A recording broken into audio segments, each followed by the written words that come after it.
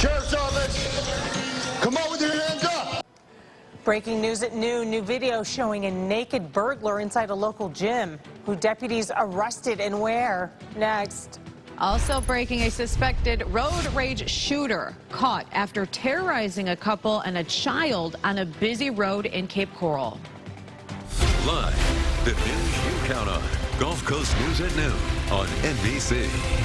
A live look at the beaches of Marco Island. Our Gulf Coast meteorologists are alerting you to a weather impact day because of dangerously high temperatures. A heat advisory is in place this afternoon. Thank you for counting on Gulf Coast News. I'm Kelly Burns. And I'm Elise Chingari. Let's go to meteorologist Lauren Hope. Lauren, just how long can we expect these dangerous heat levels to stick around for? They've been seeming so hot this entire past weekend. Yeah, all those people in the water down on Marco kind of have the right idea today. Find ways to beat the heat. We are coming off of well above average temperatures over the weekend, and the entire region is under a heat advisory until 6. So it is going to be feeling as hot as 105 to 110 in just a matter of hours. Now, keep in mind for Fort Myers, parts of Cape Coral, these communities just took on a pretty strong storm over the last hour. So, of course, a little bit of relief there, but 91 Bonita Springs feeling as hot as 109 already. Most of the Gulf Coast is still dry, but I have been monitoring a few thunderstorms across Lee County, Cape Coral, finally drying out. Some spotty rain for parts of Fort Myers, but down near I-75 in Alico, this is where I'm seeing a strengthening storm. Over 20 lightning strikes now down near Miramar Lakes. This is drifting toward the south. So FGCU 1212, Estero 1235, starting to see some light rain approaching Fort Myers Beach, but a lot of these storms have strengthened and fallen apart very quickly. The main threat today is going to be the heat. I'll show you when seasonal temperatures finally return. We'll time out the storms the rest of the day. Right there, right there, right there. Let me see your hands. Come out now! New video at noon of a naked man being pulled out of a tanning bed inside the Planet Fitness in San Carlos Park. Deputies say he broke in and tried to start a fire on Saturday night. The sheriff's office said staff asked Henry Alvarado to leave at closing time. He was acting erratically. He managed to climb into the ceiling and then sometime after that started a fire. He's now charged with arson and indecent exposure. More breaking news on this Monday. Cape Coral police arrest a man they say fired shots in a case of road rage. Cape Coral police arrested Jonathan Campillo Saturday night. A couple told police that he fired 3 to 4 shots from a handgun while driving along Del Prado Boulevard. We know how busy that area is. The couple says Campillo tailgated them, trying to get them to pull over. The couple says he was hanging outside his window, shouting foul language, banging on the truck's door, and demanding for them to pull over. The couple reported what happened to police. He is now facing multiple charges. Just into the newsroom, FWC is searching for a missing boater in DeSoto County. An airboat had mechanical problems last night on the Peace River. One person got off the boat to get help back on land. Dwayne Lindsay stayed on the boat and somehow ended up in the water. Gulf Coast News is on the way to meet with those searching for the boater, and we are talking with Lindsay's family. We'll bring you any new information as soon as we get it. A Lee County couple is facing charges in the death of their 12-year-old son. Today they learned what's next in their case. And that boy just weighed 58 pounds when he died. Gulf Coast News reporter Kennedy Mason is at the Lee County Courthouse. Today we learned the Massacoys will be back in court in about 2 months, where they will formally enter a plea. A deputy say the Massacoys may not have given their son the medical treatment he needed due to religious beliefs. Detectives say the 12-year-old boy only weighed 58 pounds at the time of his death in January. They say the child got sick last year and suffered from multiple medical conditions which worsened over time. Deputies searched through his parents, Luis and Quintisha Massacoy's phones. They found internet searches about his medical condition and ways to treat it, but they never took him to the doctor before before he died. Deputies believe that may have been because of their religion, saying the couple didn't believe in medicine or doctors and that prayer would be enough. Oh, well, we don't have children, but if we did, that's very upsetting because how can you have a child and not take care of it? I mean, that's an entirely planned situation to have a child and then to not take care of it. The Massacoys will be back in court in September outside of the Lee County Courthouse. Kennedy Mason, Gulf Coast News. Kennedy, thank you. Gulf Coast News is pushing for answers from the Collier County Sheriff's Office about what led to a deadly shooting over the weekend. The shooting happened at an apartment complex Saturday night at what's called the Crest at Naples off US 41 in Naples Manor. Deputies say the person died about 10 minutes after they got there. Surprisingly, many people in that area actually say they didn't even know that there was a shooting until we told them. This area actually is very safe, but depend on which kind of person coming to live here. And I believe the Naples is changed like more to young people coming inside.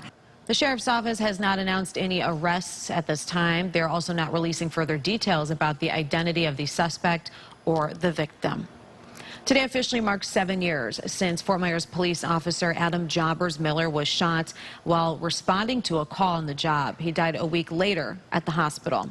The man responsible for the shooting is Wisner Desmarais, who took the officer's gun and shot Jobbers Miller at a gas station along MLK Boulevard. Desmarais is serving a life sentence for killing the officer.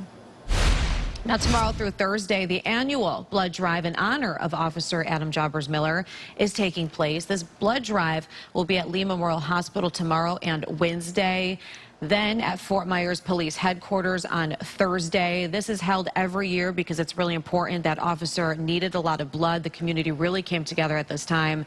So if you'd like to participate again for the annual blood drive, it's taking place this week from 8 a.m. until 4:30. A news conference is scheduled for tomorrow after claims 6 people have been hospitalized since the opening of Alligator Alcatraz 3 weeks ago. These nonprofits are calling for the facility off US 41 in Collier County to be shut down. Medical professionals, public health experts, and families of some of the people inside will hold that news conference to talk about conditions at the detention center, said to hold nearly 1,000 undocumented immigrants. New today, investigators released a plane crash report into how 2 men from Fort Myers died in a small plane crash in Colorado. Lawrence Skinner and Alex Antunes died in the June 23rd crash. Their plane crashed shortly after takeoff at Montrose Regional Airport in Colorado. Now, officials believe the plane failed to gain altitude and a decent speed. The men were bringing the recently purchased plane back here to Fort Myers. Both men were told had their pilot license. The FAA and NTSB continue to investigate. Charlotte County deputies rescued a coyote after it was hit by an SUV last week. And take a look at some of these incredible pictures. The coyote actually got stuck in the bumper.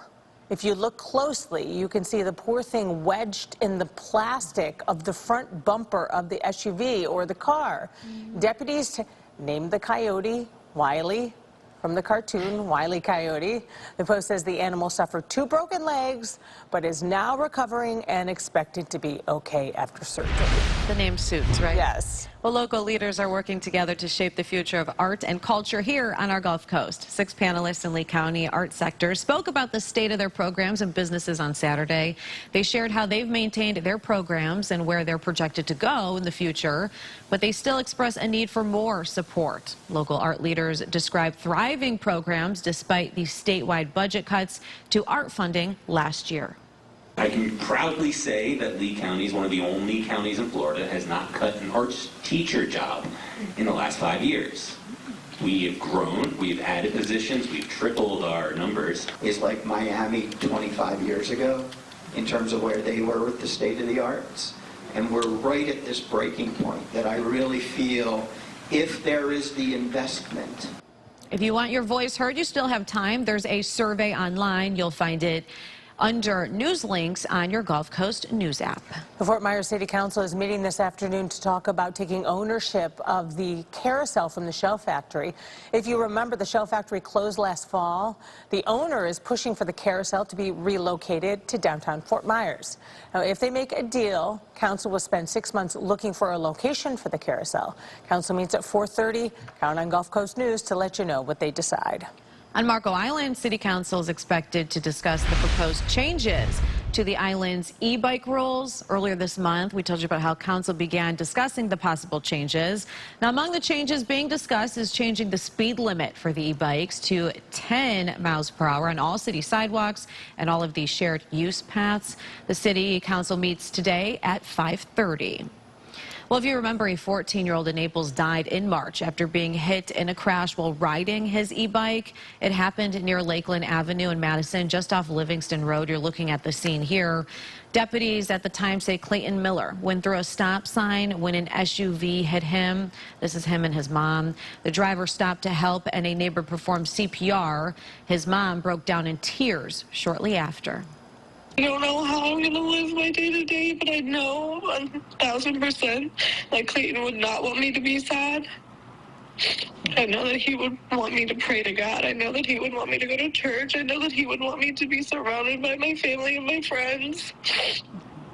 And I know that he would just want me to be happy. Just heartbreaking hearing from his mom. This also comes about 6 years after Clayton's dad died of brain cancer. His mom says she finds comfort knowing that the two of them are together again. Sanibel City crews will be smoke testing sewer lines over the next few weeks in various neighborhoods on the island. The test may involve crews opening manhole covers in the streets, so if you see smoke from the ground, don't be alarmed. The city says the smoke will disappear in minutes. Has nothing to do with the Sanibel Lighthouse. Work is expected to last until August 8th. We're hoping that maybe this will bring about some collections that people have hidden away in their closets or under beds. Next at noon, World War II is known to hold many hidden secrets around the world, but one camp is helping to paint a clear picture with a digital library. Next. There is one big petroglyph with a little petroglyph right on top of it. Next at noon, we'll show you how ancient Hawaiian markings were just uncovered over the weekend. Are you ready for another day with near record-breaking temperatures? A heat advisory in play. I'm going to show you when seasonal temperatures finally return.